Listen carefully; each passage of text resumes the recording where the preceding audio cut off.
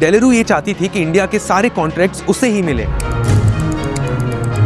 डेलेरू के पास patent position नहीं है, उनका एक्सक्लूसिव क्लेम झूठा है। इसका मतलब 2007 से ही गवर्नमेंट सिस्टम के अंदर जो लोग बैठे हुए थे उनको पहले से ही पता चल गया था कि इस पेटेंट में कुछ गड़बड़ है, लेकिन ये बात ऊपर फाइनेंस मिनिस्टर तक को नहीं पहुंचाने दी गई। सीबीआई के ऐसे एलिगेशंस हैं कि ये बात अरविंद मायाराम ने छुपाई। डेलेरू जो पैसा एफ्रा को कंसल्टेंसी फीस के नाम पर दे रही थी, वही पैसे आगे इंडियन ऑफिशियल्स, डिसीजन मेकर्स और ब्राइब के नाम पर लिए जा रहे थे।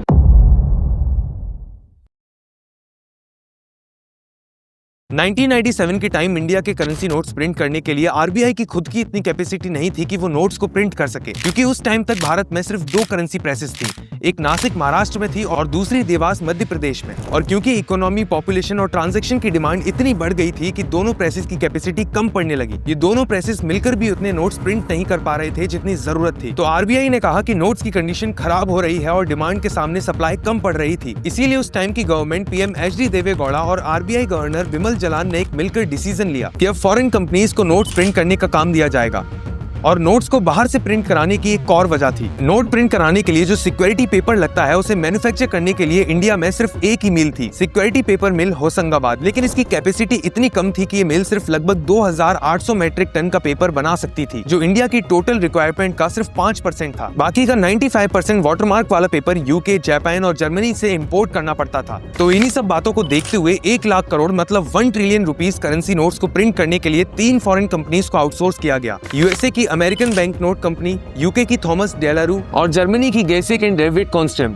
और जब इन कंपनीज को आउटसोर्स किया जा रहा था इंडियन नोट्स प्रिंट करने के लिए, तो सीओपीओ ने इस डिसीजन का हैवी क्रिटिसाइज किया। उन्होंने कहा कि ये डिसीजन एंटायर इकोनॉमिक सोसाइटी को रिस्क में डाल सकता है और वाकई में इतना आसान नहीं होता किसी भी कंट्री के लिए कि वो अपनी करेंसी किसी और कंट्री से प्रिंट करवा सके, खासकर तब जब वो कंट्री पूरी तरह से स्टेबल ना हो। इसमें कई बड़े रिस्क होते हैं, जैसे एक्स्ट्रा नोट्स बिना परमिशन के प्रिंट हो जाएं, जो अनकाउंटेड मनी की तरह इकोनॉमी में घुस सकते हैं। अनकंट्रोल नोट्स टेररिस्ट, एक्सट्रीमिस्ट्स और इकोनॉमिक ऑफेंडर्स के हाथों में पहुंच सकते हैं। फॉरेन कंपनीज को इंडिया के सिक्योरिटी फीचर्स और नोट डिजाइन की डिटेल्स देना एक नेशनल सिक्योरिटी रिस्क था। फिर 2004 में जब यूपीए गवर्नमेंट पावर में आई, तो फाइनेंस मिनिस्टर पी चिदम्बरम ने एक बहुत बड़ा रिस्की डिसीजन लिया। उन्होंने डेलारू को इंडिया के करेंसी नोट्स के exclusive colour shifting security thread supply करने का एक कॉन्ट्रैक्ट दिया। ये वही 3 कंपनीज में से एक है जिसको 1997 में नोट प्रिंटिंग का कॉन्ट्रैक्ट दिया गया था। और ये जो दोबारा सिक्योरिटी थ्रेड और सिक्योरिटी पेपर का कॉन्ट्रैक्ट दिया, ये कॉन्ट्रैक्ट 4 सितंबर 2004 में साइन हुआ था 5 साल के लिए। नॉमिनल वैल्यू में कॉन्ट्रैक्ट 1 लाख करोड़ का था, सेम वही फिगर जो 1997 में करेंसी प्रिंटिंग आउटसोर्सिंग में था।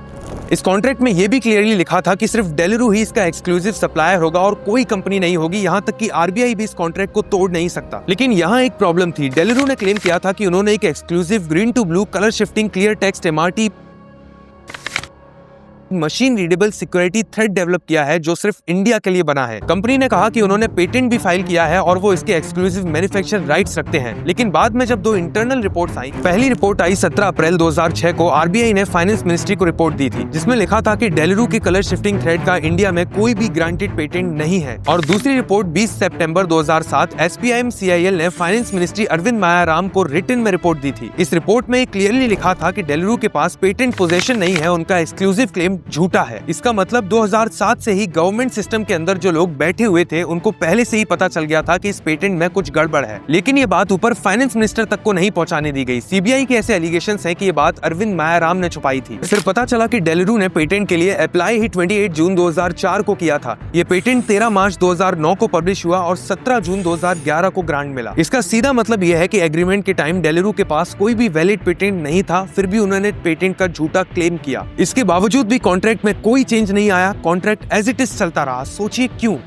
क्योंकि ये 2004 वाले सिक्योरिटी थ्रेड कॉन्ट्रैक्ट से पहले 2002 में डेलेरू ये चाहती थी कि इंडिया के सारे कॉन्ट्रैक्ट्स उसे ही मिले, लेकिन वो सीधा गवर्नमेंट से तो ऐसे नहीं बोल सकती कि अपने सारे कॉन्ट्रैक्ट्स हमको दो। इंडियन गवर्नमेंट ऑफिशियल से डायरेक्टली डील करना रिस्की था, लीगली और डिप्लोमेटिकली दोनों तरीके से। तो यहाँ डेलेरू को एक मिडिल मैन की जरूरत थी, कोई एक ऐसा आदमी जो पावरफुल हो, बिजनेसमैन हो, जिसके दिल्ली में कनेक्शंस हो, जो लोकल लैंग्वेज और कल्चर को समझता हो, खासकर अनऑफिशियल पेमेंट्स को हैंडल कर सके ताकि डेलेरू का नाम ना आए। तो यहाँ डेलेरू सोमेंद्र खोसला को पकड़ करती है। जो एक दिल्ली में बिजनेसमैन था, उसके पास लोकल कॉन्ट्रैक्ट्स थे और खासकर वो ऑफशोर अरेंजमेंट सेटअप करने में एक्सपीरियंस था। फिर सोमेंद्र खोसला और डेलरू के बीच में एग्रीमेंट होता है, लेकिन ये कोई सीधा डायरेक्ट एग्रीमेंट नहीं था, बल्कि एक पैनामा कंपनी रजिस्टर की गई एफ्रा कंसल्टेंट्स, जिसका बेनिफिशियल ओनर सोमेंद्र खोसला को रखा गया। पैनामा को इसीलिए चूज किया गया क्योंकि वहाँ के सेक्रेसी लॉज बहुत स्ट्रॉन्ग होते हैं और कंपनी के ओनरशिप की डिटेल्स छुपा कर रख सकते हैं। एफ्रा कंसल्टेंट्स को डेलरू ने नॉन एक्सक्लूसिव कंसल्टेंट रखा था साउथ एशिया के लिए, जिसमें इंडिया भी आता है। इसका मतलब पेपर पे ये कि एफ्रा सिर्फ मार्केट रिसर्च, कॉन्ट्रैक्ट मेकिंग्स और बिजनेस में हेल्प करने वाली एक कंपनी है। ऐसी कंसल्टिंग बिल्कुल नॉर्मल और लीगल लगती है, जबकि असलियत में एफ्रा कंसल्टेंट्स का असली काम कंसल्टिंग नहीं बल्कि रिश्वत पहुंचाना था। डेलरू जो पैसा एफ्रा को कंसल्टेंसी फीस के नाम पर दे रही थी, वही पैसे आगे इंडियन ऑफिशियल्स, डिसीजन मेकर्स और ब्राइब के नाम पर लिए जा रहे थे। और ये आगे आपको समझ आएगा कि क्यों इंडिया के सारे कॉन्ट्रैक्ट डेलरू को ही मिल रहे थे।